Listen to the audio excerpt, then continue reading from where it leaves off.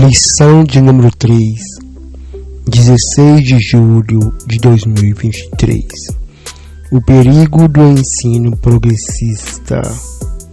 Texto áureo. Sabe, porém, isto, que nos últimos dias sobrevirão tempos trabalhosos. 2 Timóteo, capítulo 3, versículo 1.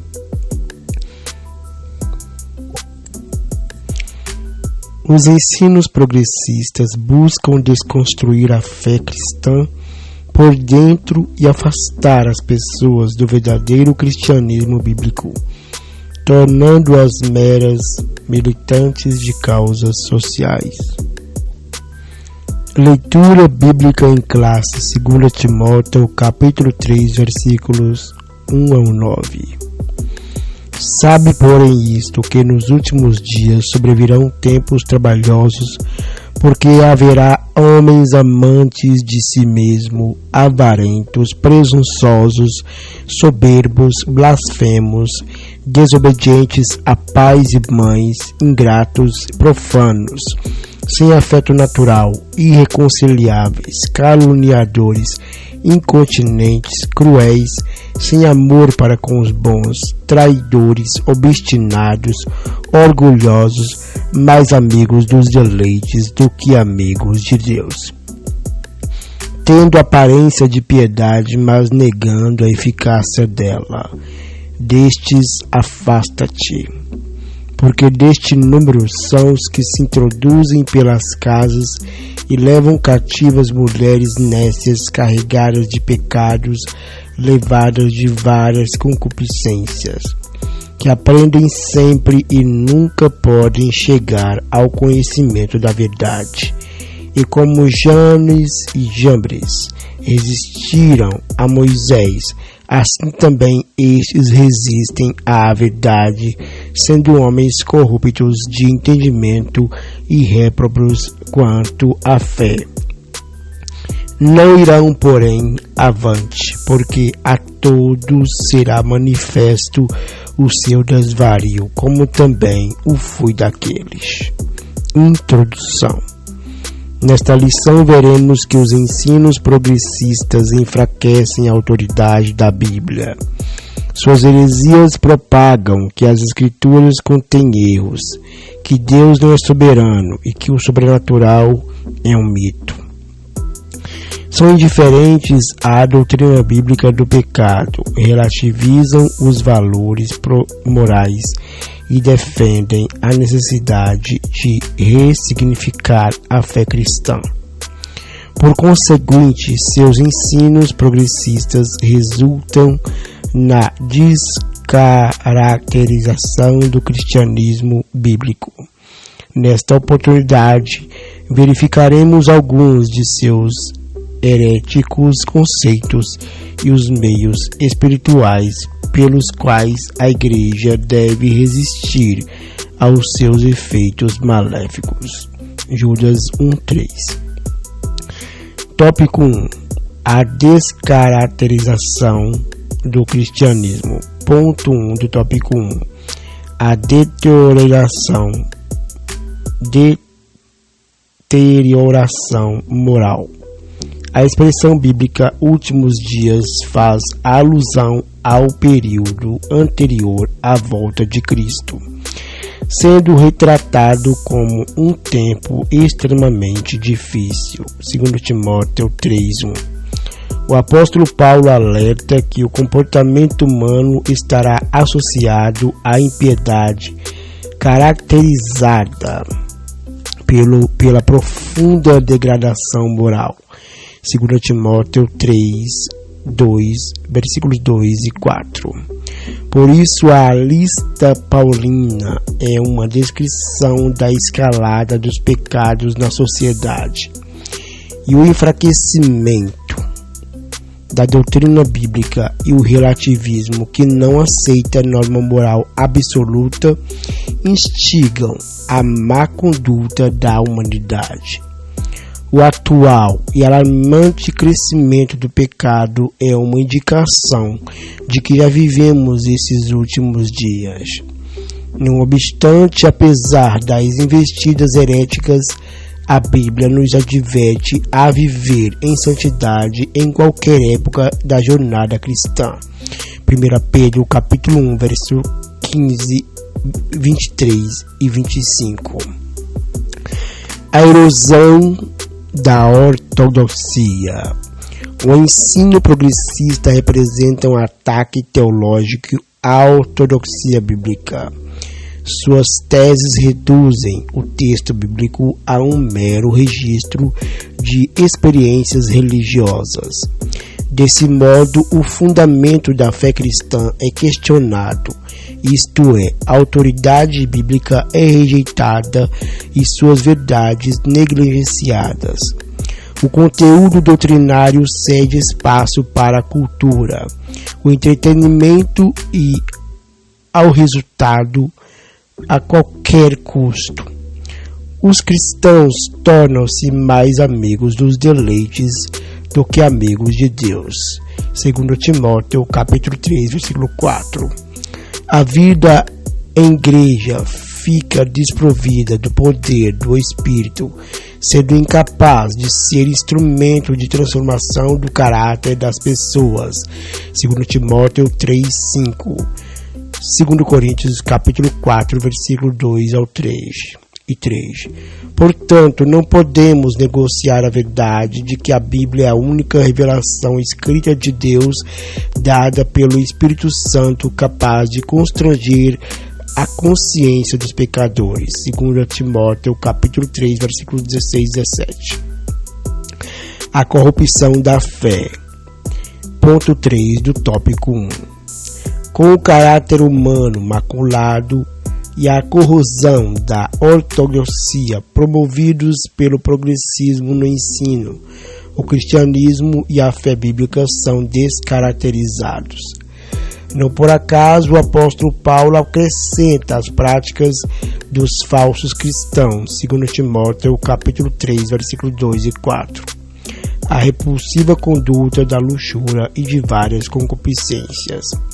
Os hereges cativam as pessoas por meio da sedução e do engano. Escravos que são das paixões, eles acreditam que os prazeres do corpo não podem contaminar a alma.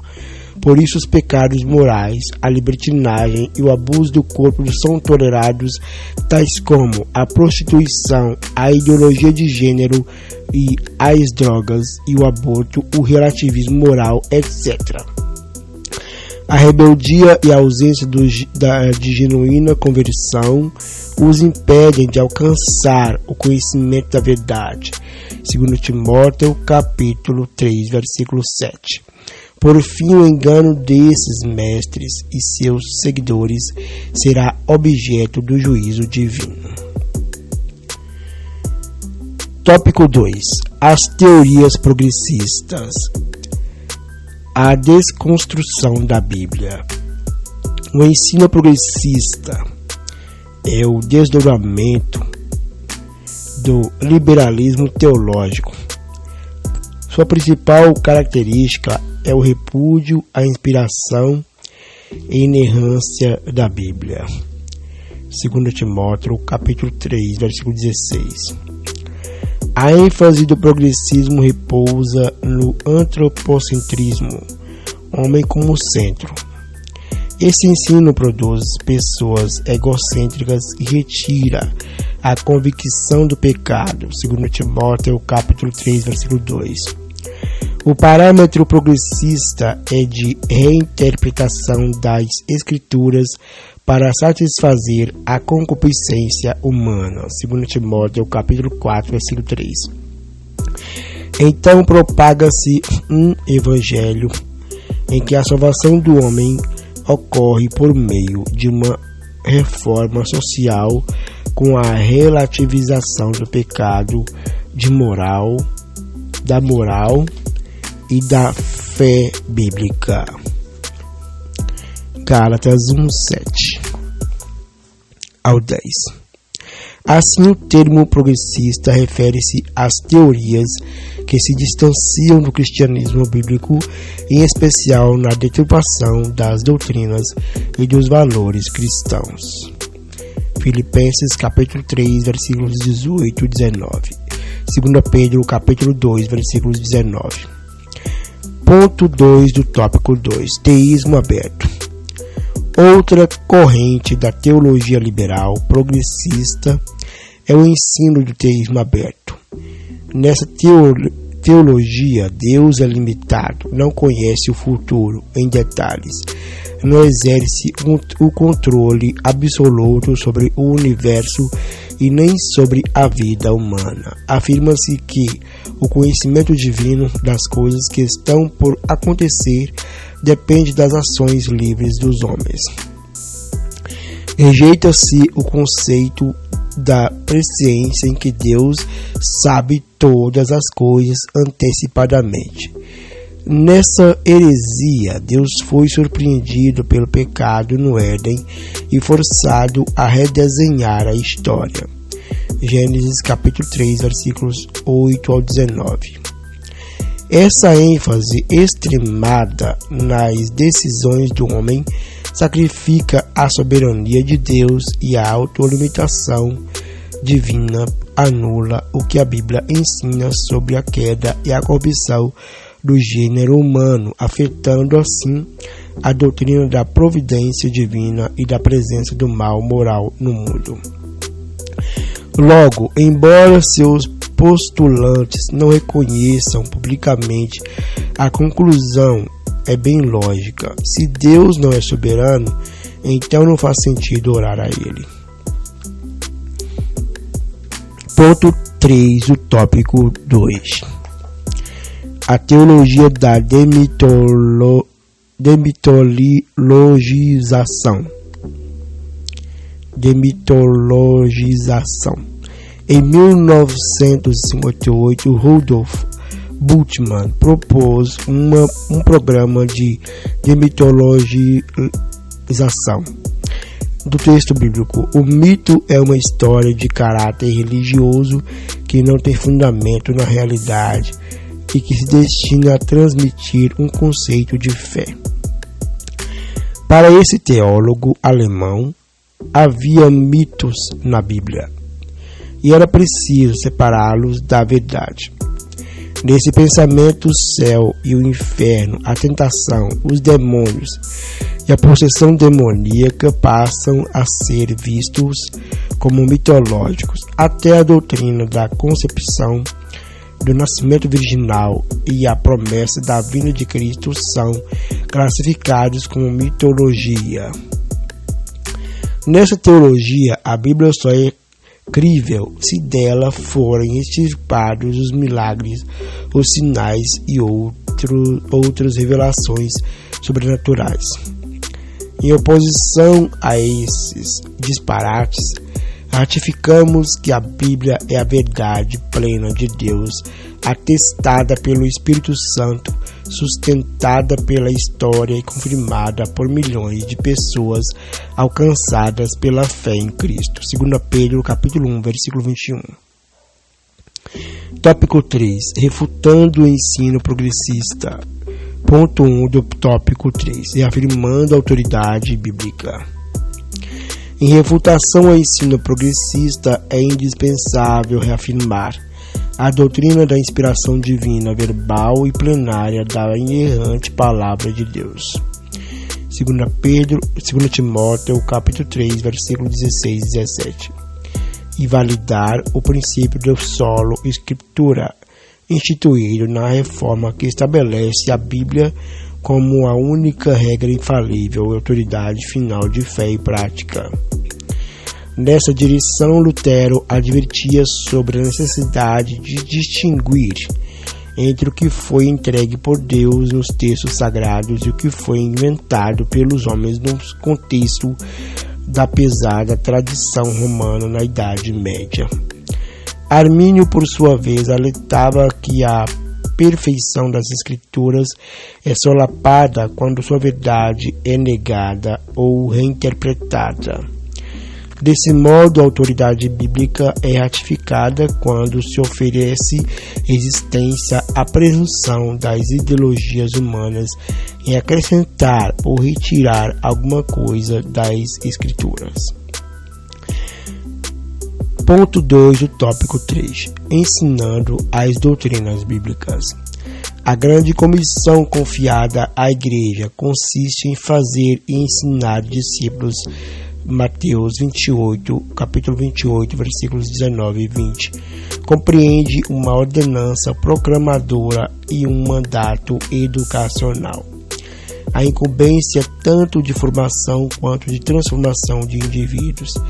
É responsabilidade da igreja evangelizar o mundo e ensinar as doutrinas bíblicas. Em vista disso, Paulo exorta a necessária dedicação ao ensino. A atividade é essencial para instruir, expor e corrigir o erro. 2 Timóteo, capítulo 3, versículo 16. Essa atuação é primordial na transformação da velha natureza. Efésios capítulo 4, versículos 22 e 24. Formação do caráter cristão. Efésios capítulo 4, versículo 13. Resultando no genuíno crescimento de uma igreja espiritualmente saudável e doutrinariamente bíblica. Efésios capítulo 4, versículo 16. Ponto 3 do tópico 3. Enfatizando a santificação. O fortalecimento da autoridade bíblica e o aprendizado das doutrinas cristãs precisam estar atrelados a uma vida de santidade. 1 Pedro, capítulo 1, versículo 16. O verbo santificar vem do grego hagiazo, que significa separar, purificar, consagrar. O adjetivo santo é tradução do vocábulo ágios.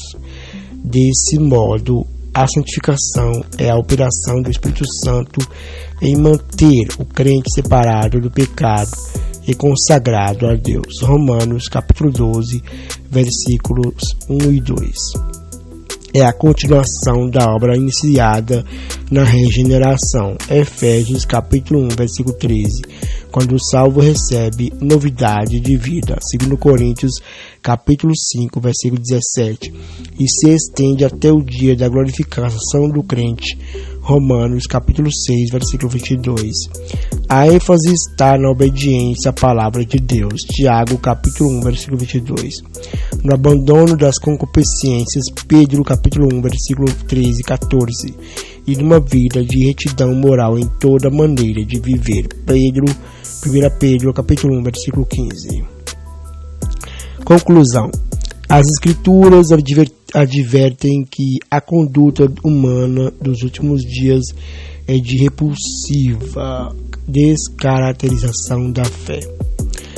A heresia progressista critica as Escrituras, promove o enfraquecimento da ortodoxia, instiga a frouxidão moral e afasta as pessoas do verdadeiro cristianismo. Contudo, a postura da igreja não deve ser de inércia, mas de resistência à iniquidade. A defesa da fé ocorre quando os valores imutáveis e atemporais da Bíblia são exercitados pelo poder de Deus na vida diária do crente salvo. 1 Coríntios capítulo 2, versículo 4 e 5.